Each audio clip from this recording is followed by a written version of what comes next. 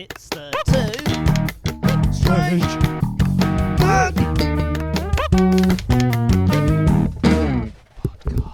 Hello. All right, Hello, it's all good. hello. It's all good. Our computer was being a little prick. Never mind. It knows cryptids exist, Yeah. so it's trying to make us like not do the next one. I think it's actually thinking, there is a cryptid in this room. Yeah. Right? I think what's happening is Microphone that's just gonna swallow me whole. we should have left a little bit of food out between podcast Milk. episodes. a little little glass of saucer milk. of milk or something Yeah. like that, because there's a cat twat or something like that who's gotten into our computer. Yeah. Absolutely. Or is it a yokai? A yokai. Yeah, could be. Is it the two-tailed cat that's just like the neku maku, whatever it's fucking called. equipment up? Yeah. Look, So- okay, let's pray to whatever praying this creature is. But don't kneel down, or you might get your neck snapped from a hound of the Baskerville. Absolutely. From Yes. the Black Okay. Shuck. If you didn't listen to last week's episode, none of this will make sense. Okay? Yeah, you So scrub, go back. go back at least one. Come on. You don't start Game of Thrones on episode 4. do you? Absolutely. There's so many decapitations and boobies to look at in those previous episodes. Yeah. Okay, so just watch the whole of Game of Thrones, and I guarantee also that we are not Game of Thrones. Okay? And the podcast is the same, but we describe the boobies instead. Absolutely. Yeah. Yes. And if anyone leaves a Starbucks coffee cup out, it was intentional and it's part of the plot. Okay? I don't get the reference. You don't get the reference because you haven't watched Game of Thrones. Oh, yeah, no, I understand the reference now. I thought you were going like meta with the podcast. Yeah. No. Never. I've never gone meta with this podcast. Not even in the early days where we did a whole Episode on meta. I made sure I didn't then. Yeah. What was it called? Meta Man Talk Meta or something like that. Meta Strange Man. Yeah. Anyway, lots and lots of episodes for you to check out. We are coming close to episode 30. If you mention the kiss, You just mentioned it, all yeah, right? but like because You obviously want me to kiss you. I'm getting okay? there first. You're building up this like weird fan fiction, but we ain't got any fans, so we don't need any fan fiction. And it ain't fiction, baby. Oh, baby. So on episode 30, me and Tom are going to kiss live on air. No, on episode 30, I may bring in a cupcake with a candle in it. And we And then we sample that while we kiss. Then we kiss the cupcake. we eat the cupcake from two sides, Lady and the Tramp style, and then kiss in the middle. The audience is going to be so disappointed when episode 30 is like the most boring thing, like, what's happening in politics? Yeah, we're going to do that, aren't we? Okay, so the order of things has been you do one, and then I do one. Oh, we're going to shake it up. And then you do one, and then I do one. Yeah. I think. Do you want to really? I don't. I question the legitimacy of our rock paper scissors. I don't think it's necessarily that entertaining for everyone else. Because you were absolutely fine when you were winning. Let's knock it on the head. Yeah. Okay. Yeah? Okay. So, rock paper scissors for knocking it on the head. Yeah. That sounds Okay, accurate. yeah. Right. 3, Three, 2, two, 1. Knock it on his head. Knock it on his head because I won with my trusty rock. No, you Okay. won with your manipulation tactics. Either way, trusty rock. So how do you suggest we go about this then? Well, you're gonna carry on because like I did one, you Yeah. did one. Okay. Take it in turns. That makes sense. That is a logical way to go forward, and I like it. Yes, it's not a strange way. It's not a strange way, it's a logical way. Yeah. Because we're about to get strange. Yeah. By the way, you're listening to Two Strange Men, the podcast. Didn't mention that before. Oh yeah. The Just intro jump is a straight bit in. weird because we've been fucked about by technology, because we are talking about the weird and wonderful, and obviously weird and wonderful things are happening in our, can I call it a studio?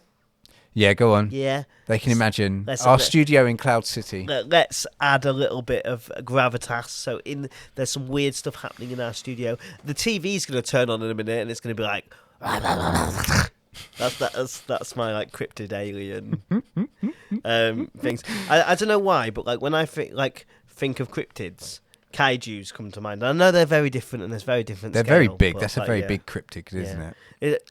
Maybe that's what it is, right? Kaiju is just a cryptid that's too big. I'm sorry, but like the problem with cryptids is like people see them, but then like there's no evidence, right? If there's a kaiju, you would see it, and everyone would see it, and there wouldn't be a question. The big boys, city boys, Big city, those big city kaiju folk coming round here. Okay, like I feel sorry for kaijus, right? Because what if they're just like trying to live their life, and they're so big, and everyone's just like, oh, it's a monster, and all they wanted was like, a kaiju shaped coffee, like big old coffee cup. Exactly. Like imagine going to the toilet if you're a kaiju. Yeah, awful. You'd be like sitting on whole stadiums, wouldn't you? Like shitting on the players that you'd hope would get out of the way beforehand. Poor kaijus. So speaking of kaijus, I want to talk about a cryptid that could really be scaled up as a kaiju and has been. Gamera. Yeah, Mothman. Mothra. So Mothman. Yeah. Mothman is interesting. And we That's all we need to know. Yeah, done. Move on. Moving on. That's it. Do your own research, you scrub. Yeah. I'm not here to just like shell out to you every week. No, so Mothman is like a folklore and an urban legend associated with Point Pleasant. West Virginia, take me home. Country roads, meet a Mothman. And I mention this because I feel like this is important. When you go to TripAdvisor and you put Point Pleasant in, TripAdvisor says there is 3 things to do in Point Pleasant. Yeah. 3. Yeah. There are villages in the UK that only have like a cost cutter, and they have more entries in TripAdvisor than that, which is insane, right? And do you know what the number 1 thing to do in Point Pleasant is? Sit, cover yourself in feces and wear wings. Rock back and forth, whilst the song "Country Roads" plays on a loop. That feels like a hobby and not something that you would put on TripAdvisor. So no, it isn't that. It is... I enjoyed covering myself in feces and listening to. It is visiting the Mothman statue. Is the number 1 thing to do in TripAdvisor. It's a statue. Like in Bedford, we've got a statue of John Bunyan. Okay, who's better, Mothman or John Bunyan? Well, they look comparable, to be honest. I'll show you the statue. Oh, it didn't print. Oh, it doesn't matter. Didn't print. It's just a bloke with wings. It looks pretty cool, but like I wouldn't drive all the way to Point Pleasant to look at it. Does it have a human face? No, it's kind of like a distorted sort of like Mothman face. Mothman has a little bit of a film history to it, which I'll talk about in a little bit. Richard Gere. Yes, and it's kind of modelled after the film a little bit. Okay. Which is probably why it's seen as a cultural thing. Yeah. But what made me laugh, right? So let's start with some humorous, yeah, and it was that kind of laugh. Before we wade into the legend that is Mothman, it has a 4.5 rating on TripAdvisor. I thought you were going to say IMDb, but yeah, fair enough. And that makes me laugh because I've been to some really cool places, right, where it's like 4.2, 3.8, and people are like, oh well, it was a little bit wet, and I'm like, yeah, you're at a swimming pool. Fucking get over it. Is it out of 5? But 4.5 out of 5. But this statue Fantastic. that does nothing has a 4.5 rating, and people are like, oh, I come here after shopping and I eat my sandwich, and it's the greatest part of Point Pleasant, and I'm just like, how fucking boring is Point Pleasant, West? Country roads, Virginia. Do you think? How do you feel that Virginians feel about that song? They probably think it's a bit xenophobic, don't they? Really? Yeah, like, because if someone told me, because I've worked with Americans overseas before. Yeah. If somebody told me they were from Virginia, I'd literally go in their face, into their ear, unsolicited. Country roads, take me home, West Virginia. Yeah. And you can clip that. But like That can't be nice, right? Every time you say where you're from, You know what's weird? get some jumped up northern twat going West Virginia. You know what's weird is that so we're talking about Virginia, right? And I looked on our podcast on our statistics. No, have I just mugged off one of our viewers? That we actually have a repeat listener who's from Virginia. So Right, I'm about to take everything back because I'm a corporate shill. please don't Yeah. go. Look, I really hope you like the Virginia song, and if not, write to us and I'll stop. No, I know how to do this. Yeah. This is the Mothman.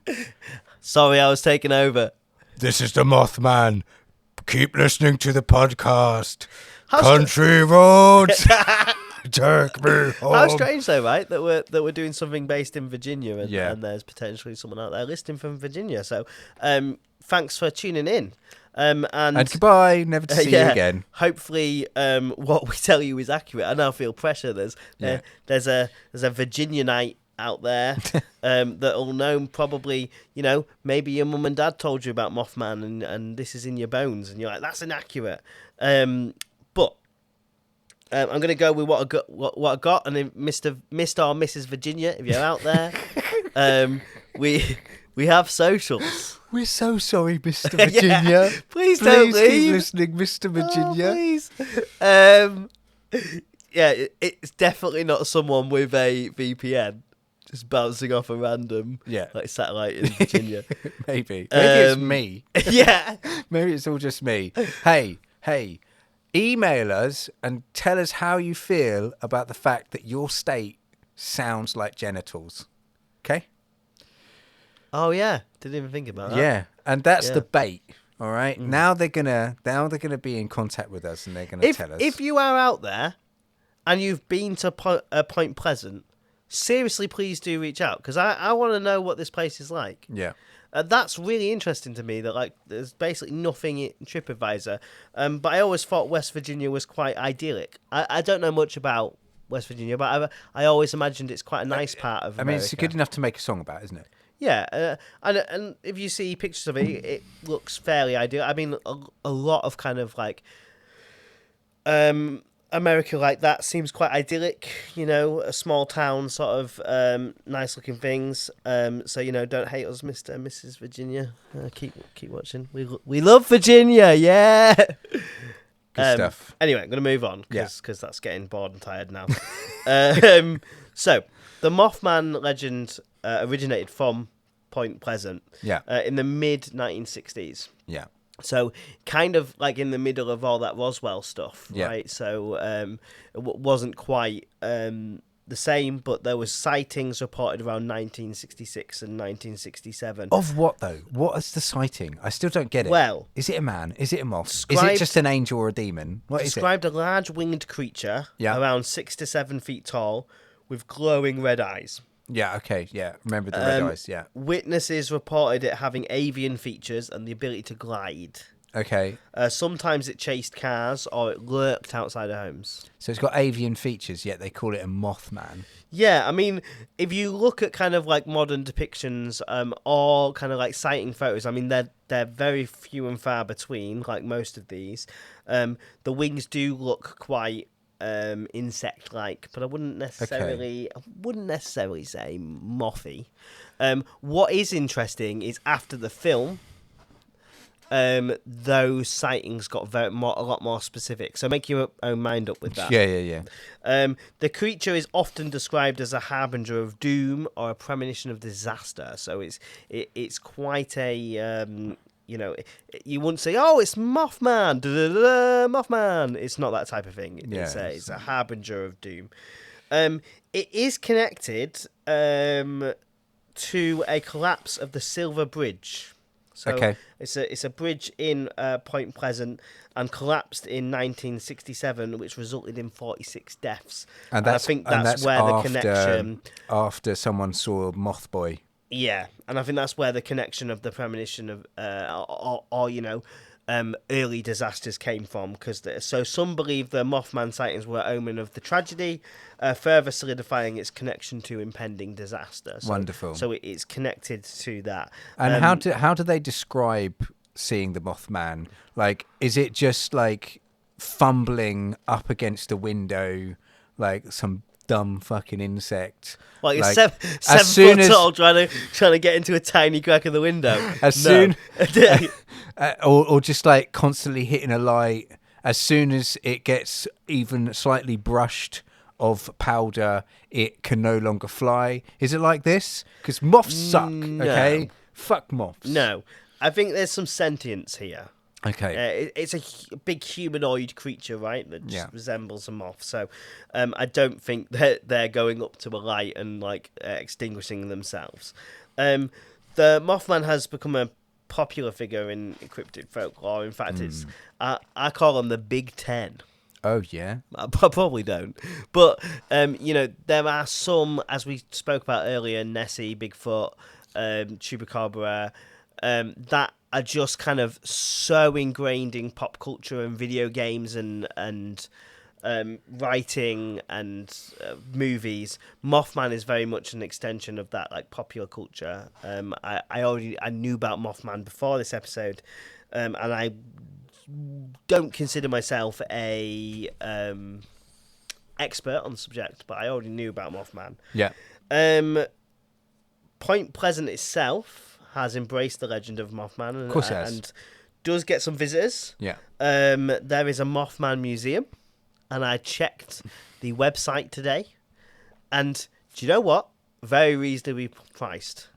You can visit the Mothman Museum as a 16+ adult. That's what it says on the website. Yeah. For $4.99. Nice. And considering how much everything costs in America, that's a good price, isn't it? I mean, if it's getting a 4.5 rating No, over that's a the statue, statue. yeah, Yeah, but look, if it's so cheap, they ain't got fuck all there. And the All right? website looks nice. Just Did you see saying. pictures inside? Yeah. Do you want to see it? Well, what? Tell me what they've got to offer at this place. Well, I took some from its For website. £3. Ooh. I mean, for £3, do you want much? The world's only Mothman museum. Interesting. Yeah. So if you turn it around, it kind of tells you a little bit about it. Okay. The state of West Virginia has had its fair share of strange events, such as the visitation of Flatwoods Monster, little sleepy town of Point Pleasant forever. So I think while it's a Mothman museum, it very much talks about other cryptids and other folklore and stuff. So it's more like a folklore museum in Point Pleasant that kind of has Mothman as its main kind of mascot. Yeah. Okay. So I thought that was pretty cool. Quite well priced. If you're in the Virginia area, maybe you can check it out and let us know what it's like. But it seems pretty cool to me. And goes to show that the Mothman isn't the only thing in Point Pleasant. There's quite a large culture around it. Yeah. As I said, it kind of started in the 60s, but these sorts of things are always rooted in something deeper than that. So there are earlier sightings of creatures like Mothman, but Mothman as a concept didn't really come about till the 1966, and then was solidified after the accident. Do you think it's like a supervillain that is just very timid? Maybe. Well, and actually, he did manage to collapse that bridge, but he was just too shy. Yeah. For anyone, that's a reference to Come Fly With Me, which is like a British sort of weird comedy show. Yeah. So the first newspaper report was published in the Point Pleasant Register, dated in November 16, 1966, and this is the interesting bit. So it's titled "Couples See Man-Sized Bird ... creature ... something." So it's not always been a moth; it's been an avian type large creature. Yeah. So the national press soon picked up reports and helped spread the story across the United States. The source of the legend is to have originated from sightings out of migration sandhill cranes or herons. Yeah, okay. So people saw a whole bunch of birds flying away. Probably and they thought, in their blurred vision. it's a man. Yeah. It's a man with wings. I mean, if you think about it, like again, it's late at night.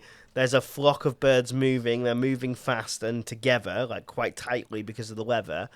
You might mistake it for a shadow being. You might. Sorry, big brain. Sorry, you can't be tricked. Fucking idiot. Yeah, you absolute fucking twat. The creature was introduced to a wider audience, though, by Gary Barker. Gary Barlow. Gary Barlow, he wrote a song about it. Gary Barker in 1970, and was later popularised by John Keel in his 1975 book, The Mothman Prophecies, and that's what I know of it. Yes. That's absolutely. when I claiming that there were paranormal events related to the sightings and a connection to the collapse of Silver Bridge. So that's when they really started to hone on this idea of it. So being there's nothing, no other like bad things happen. It's just you see it once and then a bridge collapse. Yeah. Well, then supervillain turns up with his little like gun, like his grapple gun. Maybe the Mothman's the opposite. He's not a villain, and he was like working up to presenting himself as a superhero. But then the bridge fell, and everyone was like, "Oh, the Mothman! If you see him, danger!" And he's like, "Oh, well, fucking hell! Now what do I do?" I guess I'll just turn up at random times. I'll keep trying. And then the film comes out. He's like, Richard Gere's absolutely fucked me. Yeah? you know what he's done? He's probably made that rumor about Richard Gere. Yeah. To just get back. Just absolutely mug him You off. fuck me, I fuck you. Because Mothman obviously is an immortal creature. Yeah. So the book was later adapted into a 2002 film, which I think is where most people know it from. Yeah. That horror film with Richard Gere.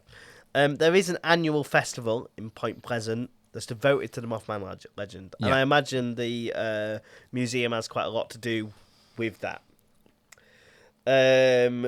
I just, for your benefit, not necessarily the audience's benefit, I just want to show you a sketch of Mothman as I'm kind of just going through some things.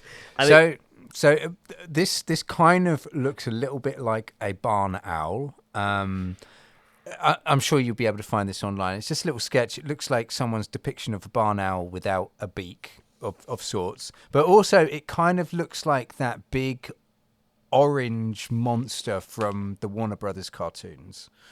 Like the prank Frankenstein monster sort of thing. They all look the same in Scooby-Doo. That big kind of like Yeti thing without a proper head. Yeah.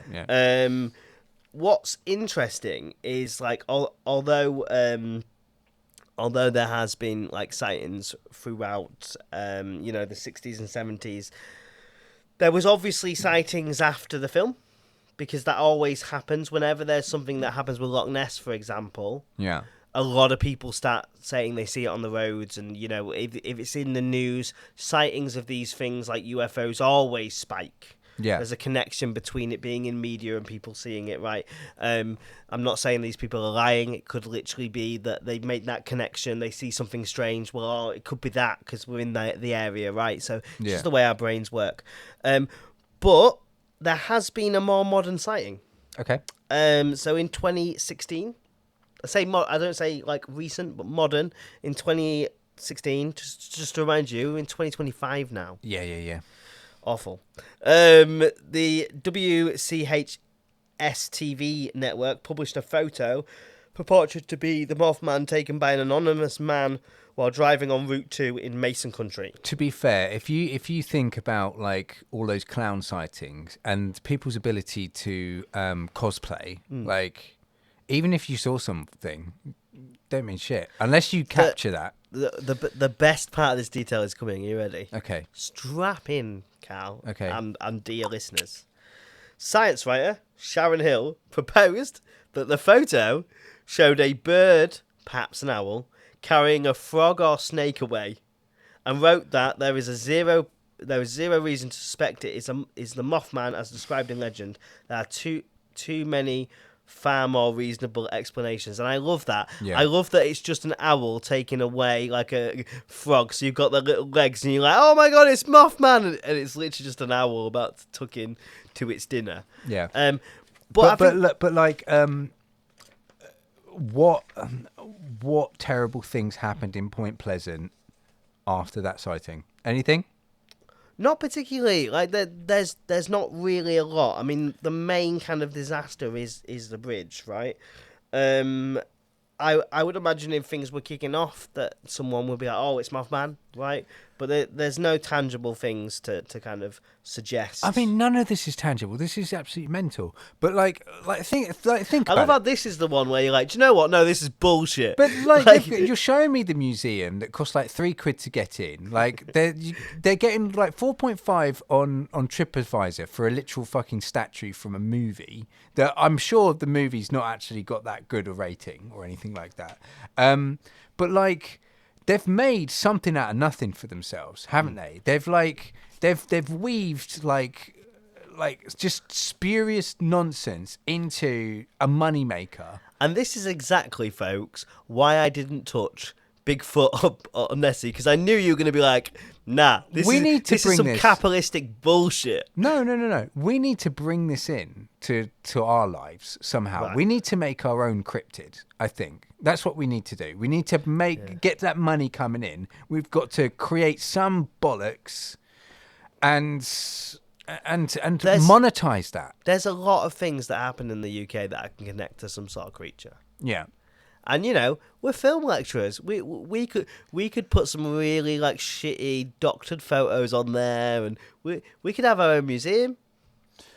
Yeah. Charge £3 to get in. Charge £3 to get in. Absolutely. It's literally just a room and a curtain, and you come in, and there's like a wax model of a thing that we made. Absolutely. And then you walk out again. So it's got to be something that you could potentially have like more sightings of. Okay, so it's not going to be good for us to make like the giraffe baby or something like that, because like the giraffe child. Because like, how often are you going to see a fucking giraffe? Do you know what I mean? Like the bush boy. What's that? What's that shaking in the bushes? That's the bush boy. That's the bush boy. I mean, we have the Green Man, right? Which is... Yeah, but he's not, like, local, is he?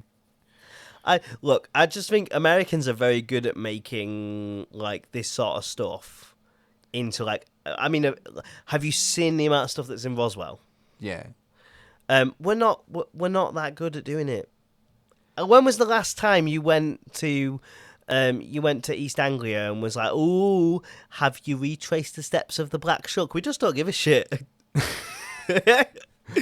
We're not as sensational. Here's one.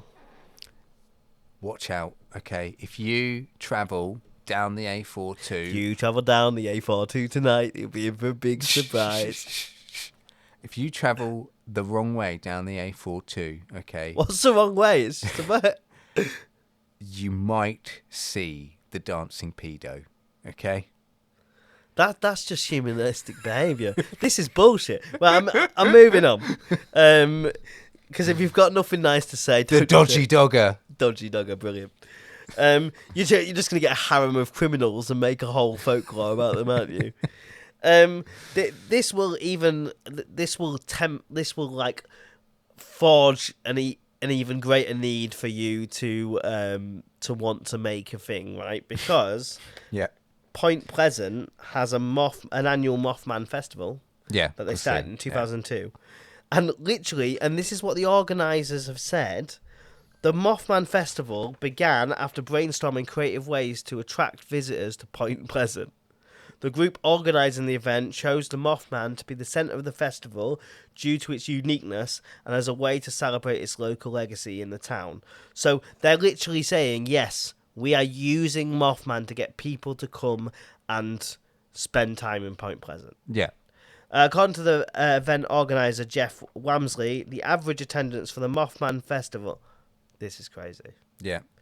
So it's just a town somewhere, right? Yeah. 10 to 12,000 people attend this festival a year. 10 to 12,000, yeah. That's a lot of money. I can see your eyes. You're like... We can do this. Dollar bills, yeah. A 12-foot tall metallic statue of the creature created by artist and sculptor Bob Roach, the one that's got a 4.5 rating, was unveiled in 2003. So they didn't even have the statue when they first started the Mothman thing. Yeah. the Mothman Museum and Research Centre. I love these. I love when there's like a Bigfoot museum, because they're always research centres as well. Like the Nessie Museum and Research Centre. You ain't researching shit. Because if you invest too much in research, you debunk every single thing. So don't call it a research centre if you ain't researching the topic. Yeah. Anyway, that's just my gripe. We're very angry in the second episode. So tell you what. Okay, so we've got to get on this. Okay, so imagine the Dancing Pedo festival. I'm ignoring you because I'm carrying on about the festival because it gets a bit crazy. The festival is held on the third weekend of every September. So it's got a pencil-in date. Yeah, fair enough. It's like the River Festival for Bedford, right? It's there every year, and it hosts guest speakers from the world of cryptids, vendor exhibits. So they bring food vendors in to cater for these 10 to 12,000 people, and this is my favourite: pancake eating contests. Yeah, that is a staple when you're at the Mothman thing, and hayride tours of locally notable areas. So you get to sit on a stack of hay, while looking at all the best things that Point Pleasant has to offer. Sign me up. Which is a statue of a moth. Yeah, sign me up. So I mean, if they can do it, why can't we? Why can't we indeed? I want to move on from the Mothman because you're cooking up your own cryptids. I've got 2 thumbs down for Mothman. I think he's shite. Why are you so angry? I haven't eaten all day. Okay? Yeah, it's manifesting tired now. and I'm hungry. You could do with a pancake eating contest in Point Pleasant. Yeah, absolutely. Yeah. Let's count the calories on that. I'm trying to slim down for summer, okay? Don't need this. Anyway. Look, okay, so before we go into it, okay, I've made a suggestion of the Dancing Pedo as our really local your cryptid, okay? Add to it. Come on. So use your improv skills. The Dancing Pedo is a bipedal wolf-like creature that likes to lure in boys and girls under the age of 12. Yes, and it's like loincloth just whapping in the wind. So it's a wolf-like creature. Yeah, and the fact the reason you can see it as you're coming down the A24 on the wrong way is as the headlights are coming in that way and your headlights are merging, it kind of uncamouflages its natural furry body in the dark. Because without 2 headlights meeting, you won't be able to see it in the dark. And when it reveals what's under the loincloth, it's just another head. Yeah. Yeah. But obviously, to lure children in, it has a whistle. I could do that. I could do the call, but I'm worried that we'd have a line of susceptible people. Are we talking about like a sports whistle? Okay, woo! That's what you hear. Okay. Yeah. Fair enough. You'd think as a wolf-like creature that would be from its mouth, but it's not. It's like a PE whistle. Well, that's interesting because one of my cryptids that I'm going to be talking about today is El Slilbon. Yeah. Which is the whistler. Segue. I wasn't going to talk about him first, but I might as well. So this is a creature that's come from like Colombia or Venezuela. Okay. What I like about this, or what I find interesting. Oh, this one you're not mad at. Well, I am absolutely furious at this one. Right. I'll tell you why in a minute. But like, what I find interesting about this one is because he essentially plays out as if he's a good person, but he's very much a bad person. Okay. Oh, okay. All right. So let's picture this. Okay. So you're out or you're at home, and you hear a whistling. Okay. I'm like, what's that? Yeah. Someone whistling a tune. Yeah. Is it a good tune? Am I feeling it? I can only assume it's like, horror tropes sort of thing, and it's not. It's like do do do do do do. And I immediately lock my door, and that fucker's not coming in. Yeah. Now, essentially, so what you end up seeing is a man 7 foot tall man, obviously they're always really tall, with a bag of bones. Okay, he's dishevelled. His clothes are pretty much almost falling off him, like they're very old. And there is if he stops for God, any it's Santa. It kind of sounds like Santa. But if he stops, a dog, much like a hellhound, will come and like bite him and stuff like that. So he has to keep moving.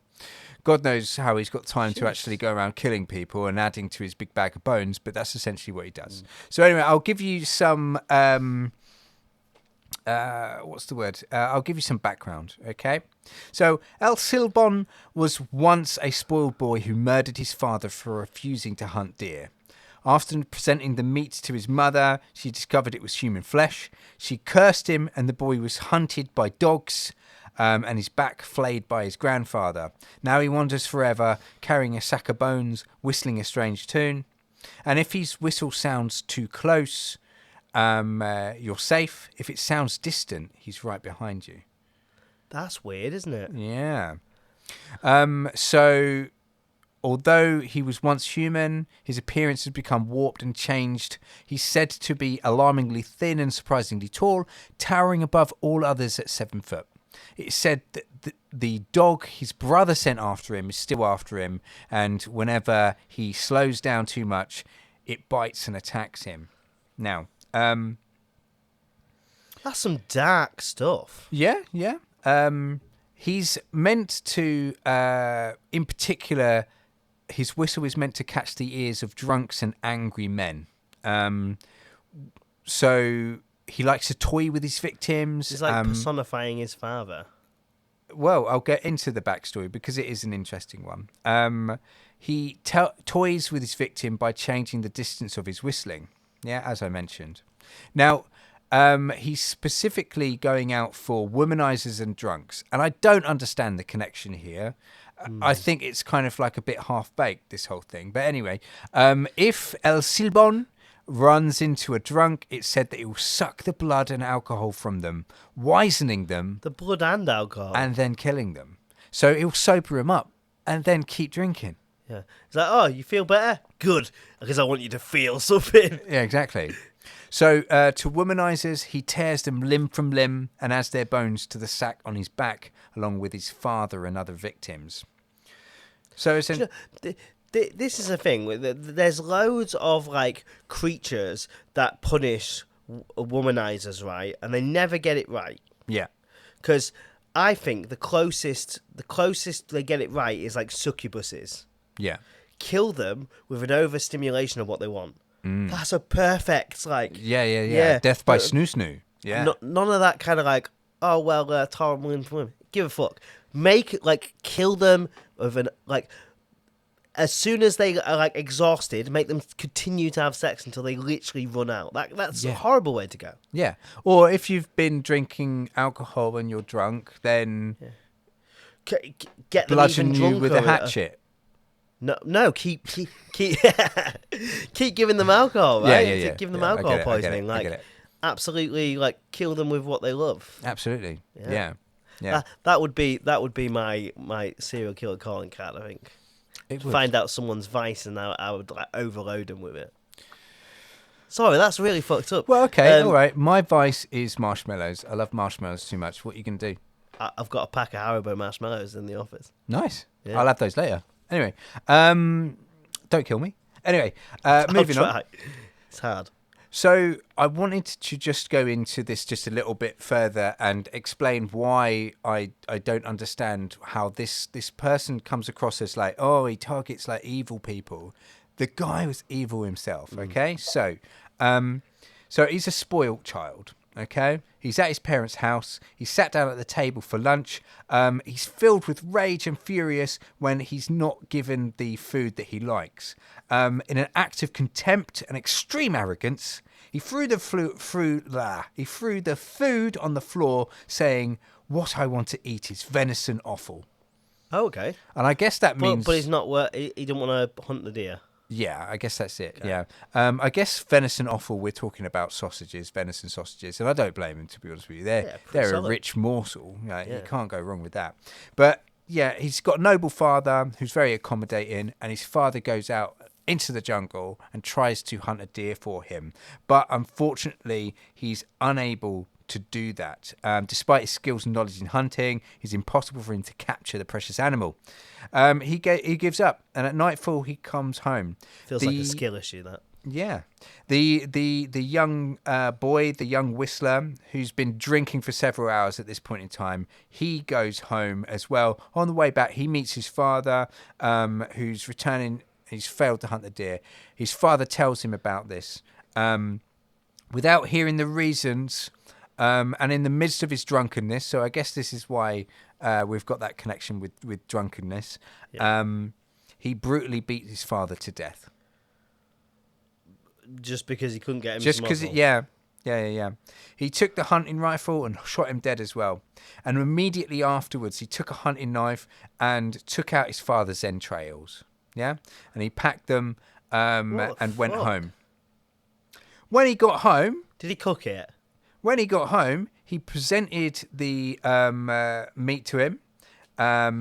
His grandmother had asked him where he'd gotten the food, and without any regret, he replied, "They are my father's. That loser was not able to get me the venison offal he wanted, so I took his." Ha ha ha ha. Yeah.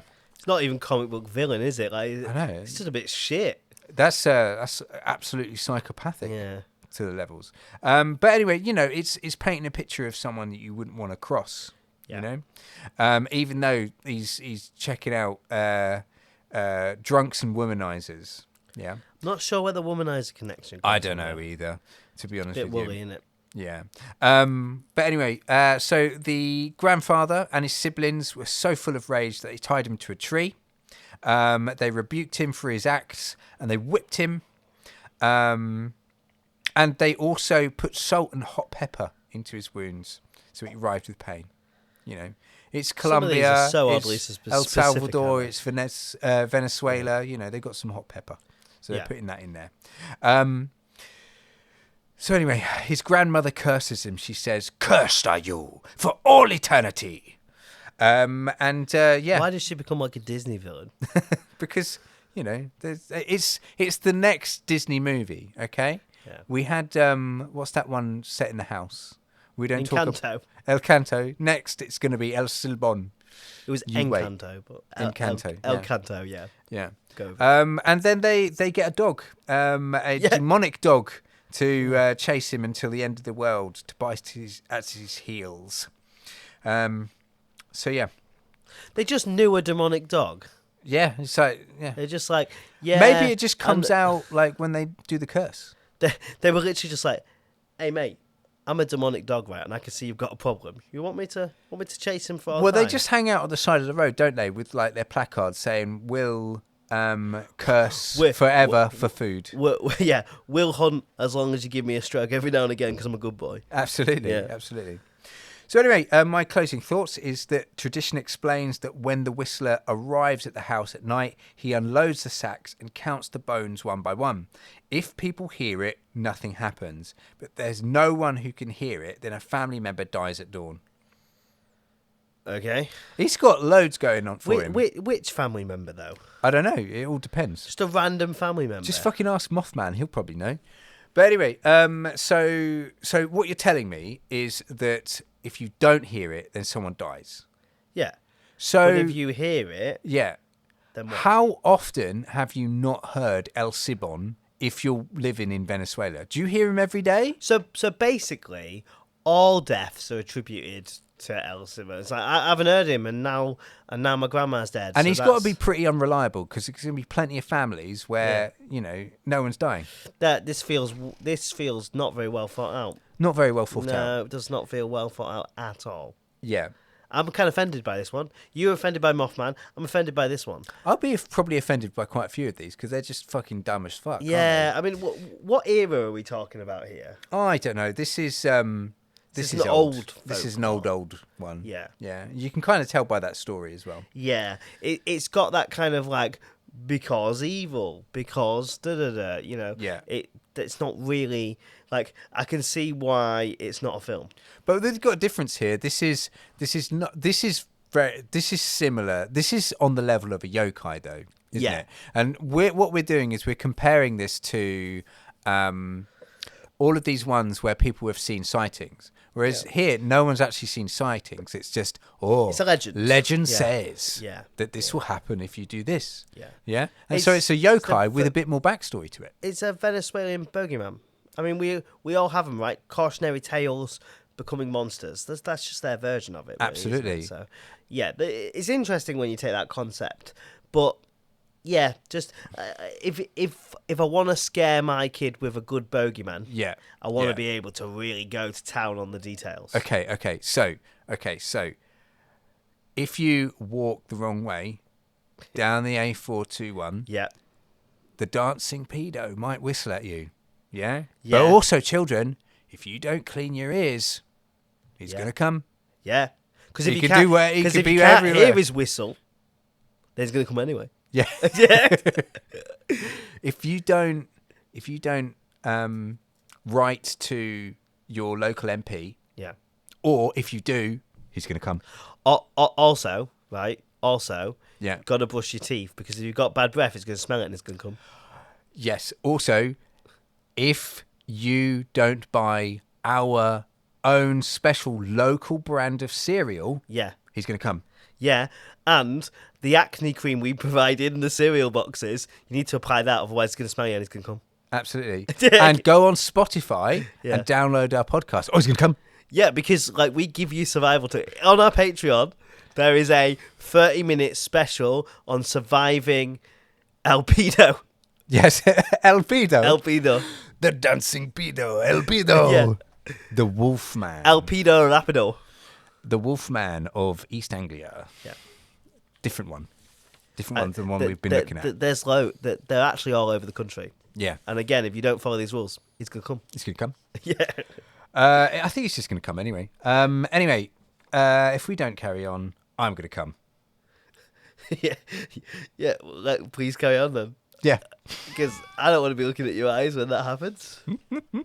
As I said that, I tried to look longingly at him. Yeah. I said that. It was uncomfortable. Okay, I'm gonna cram in one more. Oh, okay. Yeah. That'll make me come. So I'm going to cram in one more. This one is from Ireland. Okay, this is the Cat Sith or Kate Sith. Yeah, we were discussing this one, weren't we? Because my natural gamer brain goes to Final Fantasy. Final Fantasy, always. Now, this is basically just a cat. Yeah. Okay. And this cat can be found in both Scottish and Irish mythology. It's said to be a fairy with a form of a large cat, often as large as a dog. Shocking. We get some pretty small dogs, but never mind. So legend says that the large cat walks on all fours just in front of humans. And if human eyes are not watching, it only walks on its hind legs. Very similar to the yokai that we've looked at previously. So around humans, it can appear with its back arched and its fur erect as if to show dominance. Although when cats do that, I just find that cute, don't you? Yeah. Most of the time. Unless they're snarling. Yeah. It can be quiet. Yeah. I even find some cats I even find that Ah, you dickhead. You're not scaring me. cute. Oh, cutie. So they're not unanimously or uncompromisingly considered a fairy. They're often suggested that they are witches, in fact, as well. So on the development of the witch theory, some people would argue that the Cat Sith is a witch that could transform into a cat and then back into a human form just 9 times. Okay. So is Sabrina the Teenage Witch's cat a cat sith? Yeah, but I think he was turned into a cat because he was being punished for. Check you out with your like Sabrina law. I do know a bit about Salem. Yep. That's right. Yeah. You didn't see this, but he was so smug when he was like, "I do know a bit about Salem." I remember him. I thought that puppet was amazing. Yeah, I love that puppet. Really, really solid work. No, Really solid work. it looks like someone's like shoved their hand up a taxidermy puppet. Really solid. Okay, work. all right. You're being sarcastic. That's all good. But if you like me, you like that kitsch sort of like shittiness. I actually have something to tell you. Yeah. And fuck it, we'll do it on air. Garth Marenghi Yeah. has a live event book signing happening. Oh, really? Yes. Interesting. Because he's actually writing books now, Yeah. isn't he? The fictional character. Yeah. He's writing books. Nice. We have a shared love of that kind of series, don't we? And the jankiness, speaking of like Salem puppetry, the jankiness of that beautiful Channel 4 comedy. Absolutely. If you haven't heard what Garth Marenghi or Garth Marenghi's Dark Place is, look it online, check it out. It's very funny stuff. Anyway, moving on. So Kate Siths are not to be trusted. It's believed that they can steal the souls that have yet to make a passage from the land of the living. So essentially, they are the opposite of what a psychopomp would be. You know what a psychopomp is? I do not. Okay, so a psychopomp, and we'll probably have an episode dedicated to psychopomps because there's so many of them, is the Sherpa on the way to the underworld or the afterlife. Oh, okay. Yeah. So basically, the person that takes you over, maybe it's the person like that tells you that you're Karen dead. and all those. Yeah. Karen. You're talking about the guy, the ferryman. Yeah. Yeah. Very similar to that. Yeah. Death, I guess, could be himself, someone who leads you on. Okay. Mercury, or the Greek equivalent of that, would have been one as well, ferrying people to the afterlife, etc. Yeah, I get you. I get you. So they're kind of like the opposite. There's something that a psychopomp would have to guard against. Yeah. They would steal souls. From the living, like from people that have just died, whose soul needs to come over. So they're like thieves. Yeah. They would hover around places where burials were about to occur, hoping to snatch the still wandering souls. Okay? This feels very cat-like. Yeah. You know what cats are like with mice and stuff like that. They'd probably play with the soul as well. They play with them and they're just like juggling it up, going, ah. Yeah. That's a fate worse than death. Yeah. And then Death's like, give it back. And they just chase each other like a Scooby-Doo scene. There was thus a special guard put in place called a Feli Fatilach, which would watch over the soon-to-be buried bodies and souls they contained. So during this time, these people would play games and wrestle and play music and dance and told riddles in order to distract the Kate Sith and keep them away until the time of the burial. Right. Oh, so that's why So basically, it's just a bunch of Irish and Scottish people saying, no, we need to party and get pissed at the burial. Otherwise, the cake. Do you want your husband's soul to go away? No. Drink this and get fucking lit. That's it. The Day of Samhain, which comes up an awful lot in like cryptids, I guess, like that from the UK and stuff like that. It's generally considered a special day for that law, for the Cat Sith law. So you would leave a saucer of milk outside each household. Leaving this offering, the cat would likely take a liking to the household and its members and bless them for the coming year. Obviously, if you didn't do that, then you would have consequences. They'd curse the household, and the household would have no milk either, and the udders of all the cows and the family would run dry. Okay. You don't want dry udders on your cow, do you? You do not want dry udders on your cow. As we very rightly asserted, King of Milk. What? It's the King of Milk. Yeah, King of Milk. We're filming these episodes back to back, so like the last episode is so ingrained in our heads. Absolutely. You need to be aware, though, we're not filming these episodes. That's too much effort. This is just a video. Oh, yeah. No, it's not video. It's audio. I mean, audio. like filming it, recording it, putting it on a rocket into space. It's all the same shit. And it's finished. Goodbye. Bye. Thanks for listening. Here's a disclaimer. We are not experts. We can easily get things wrong in an episode. Our intention is to explore and open up the possibilities for further exploration. Come find us on Twitter, Facebook, Instagram and YouTube. We would love some interaction. Also, if you can consider supporting us on Patreon, that would help a bunch. Search for 2, that's number 2, Strange Men Pod, all one word. Until next time, keep it strange.